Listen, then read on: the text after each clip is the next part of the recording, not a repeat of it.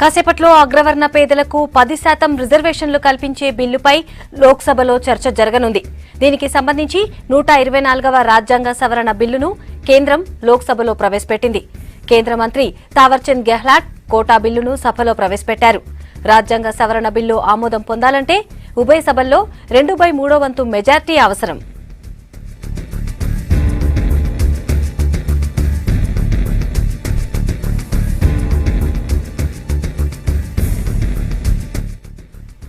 ఆర్థికంగా వెనుకబడిన వారికి 10% రిజర్వేషన్లు కల్పించాలని నిన్న కేబినెట్ నిర్ణయం తీసుకుంది.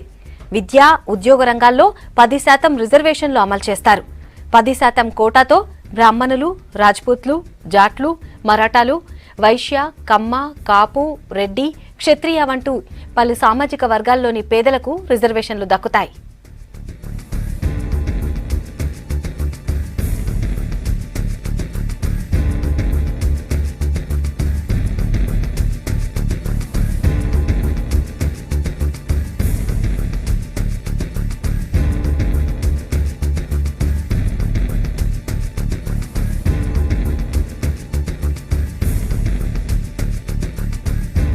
थावरचंद गहलोत। अध्यक्ष महोदय, मैं इंट्रोड्यूस तो होने दो। मैं संविधान 124वां संशोधन विधेयक 2019 पुरस्कृत करता हूं। The question is that leave be granted to introduce the bill. Those in favor may say aye, those against may say no. I think the ayes have it. The ayes have it. The leave is granted. Dr. Thawarchand Gehlot.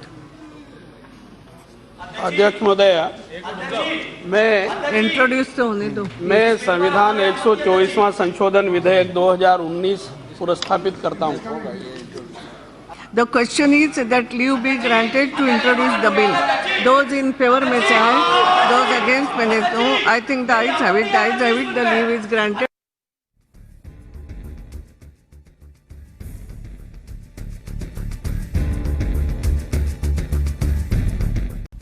మరోవైపు కేంద్రం లోక్సభలో ప్రవేశపెట్టిన quota బిల్లులో సవరణలు కోరాలని party ఎంపీలను ఆదేశించారు CM KCR. ముస్లింలలో వెనుకబడ్డ వారికి 12%, ఎస్టీలకు 10% రిజర్వేషన్లు ఇవ్వాలని కోరుతూ గతంలోనే తెలంగాణ అసెంబ్లీలో తీర్మానం చేసి కేంద్రానికి ప్రభుత్వం పంపించింది.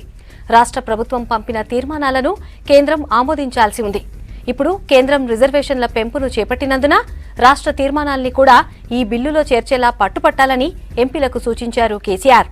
రిజర్వేషన్ల బిల్లులో సవరణలు చేసి తెలంగాణ డిమాండ్లు నెరవేర్చాలని కేంద్రాన్ని కోరాలని ఎంపీలను సీఎం ఆదేశించారు.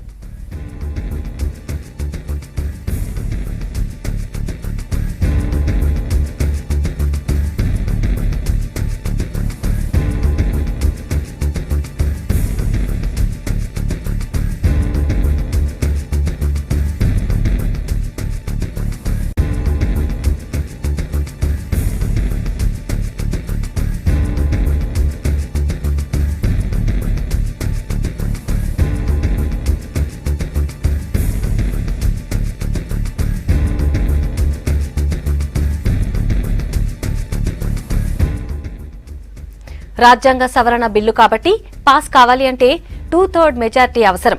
ప్రస్తుతం లోక్సభలో 521 మంది ఎంపీలున్నారు. 2 నామినేటెడ్ సభ్యులున్నారు. అత్యధికంగా బీజేపీకి 268 మంది ఎంపీలున్నారు. కాంగ్రెస్ కు 45 మంది, ఏఐఏడీఎంకేకు 37 మంది, తృణమూల్ కాంగ్రెస్ కు 34, బిజు జనతాదళ్ కు 19, శివసేన 18, టీడీపీ 15, టీఆర్ఎస్ కు 10, సిపిఎంకు 9 మంది ఎంపీలున్నారు. లోక్సభలో మొత్తం 36 పార్టీలున్నాయి. 11 పార్టీలకు ఒక్కో ఎంపీ చొప్పున ఉండగా 6 పార్టీలకు 2 ఎంపీలున్నారు. 3 పార్టీలకు 3 ఎంపీలు, 4 పార్టీలకు 4 చొప్పున ఎంపీలున్నారు. బిల్ పాస్ కావాలి అంటే 362 మంది ఎంపీల మద్దతు అవసరం. ఎన్డీఏ కూటమి బలంతో బిల్ ఈజీగా పాస్ అయ్యే అవకాశాలు లోక్సభలో ఉన్నాయి.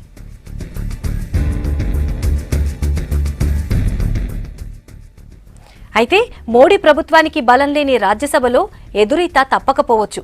రాజ్యసభలో ఇప్పటికీ ఎన్డీఏ వ్యతిరేక పార్టీలదే మెజారిటీ.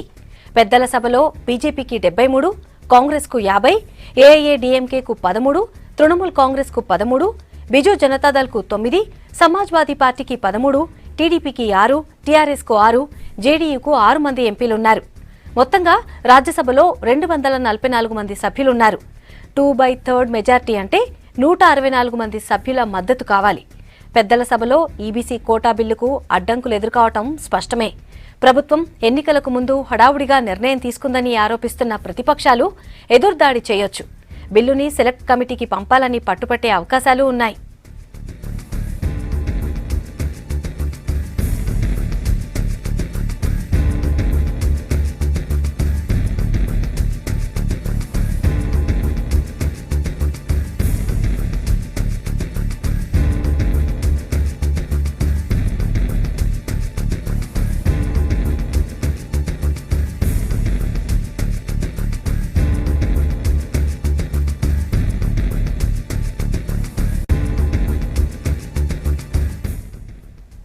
రాజ్యాంగ సవరణ బిల్లు కాబట్టి పాస్ కావాలంటే 2/3 మెజారిటీ అవసరం.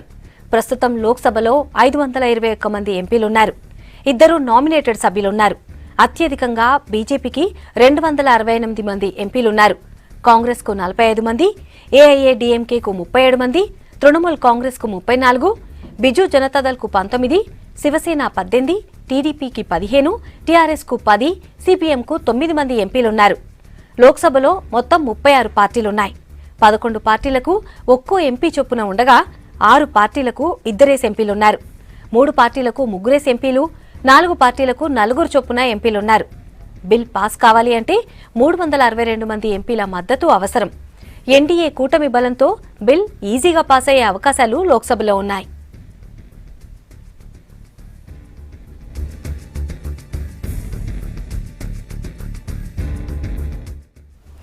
అయితే మోడీ ప్రభుత్వానికి బలం లేని రాజ్యసభలో ఎదురీత తప్పకపోవచ్చు.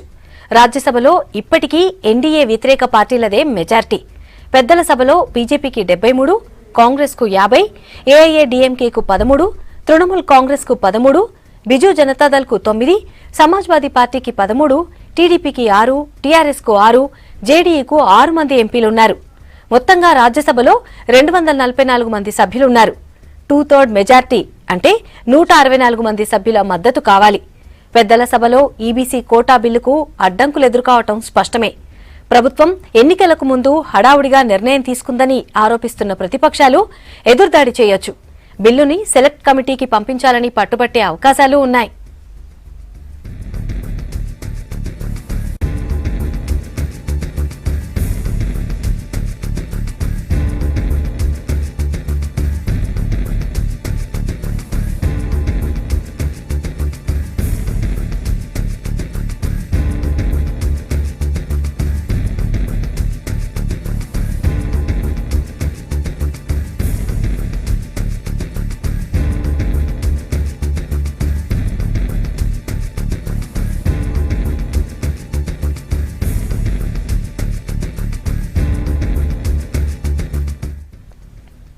మరోవైపు అగ్రవర్ణాల్లోని పేదల రిజర్వేషన్లకు మద్దతు పలికారు బీఎస్పీ అధినేత్రి మాయావతి.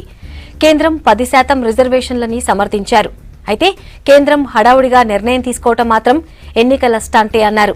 ఈ నిర్ణయం వెనుక రాజకీయ ఉద్దేశాలున్నట్లు కనిపిస్తోందన్నారు. ఎస్సీ, ఎస్టీ, బీసీల విషయంపైన కేంద్ర ప్రభుత్వం ఆలోచించాలన్నారు. देश के गरीब सवर्णों के साथ साथ और इसके लिए संसद के अंदर व्यवहार भी हमारी पार्टी ने काफी संघर्ष भी किया है, जो किसी से छिपा हुआ नहीं है। और इसलिए बीएसपी की लंबित पड़ी इस मांग को केंद्र की बीजेपी की सरकार ने वैसे अब काफी आधे अधूरे व अपरिपक्व तरीके से इसे स्वीकार तो कर लिया है, लेकिन इसके बावजूद भी स्वर्ण समाज के गरीबों को 10% आरक्षण दिए जाने के केंद्रीय कैबिनेट के कल के लिए गए फैसले का बीएसपी स्वागत करती है। बीजेपी द्वारा लोकसभा चुनाव होने से ठीक पहले लिया गया इनका ये फैसला हमें वास्तव में सही नीयत से लिया गया फैसला नहीं लगता है। तो ऐसे में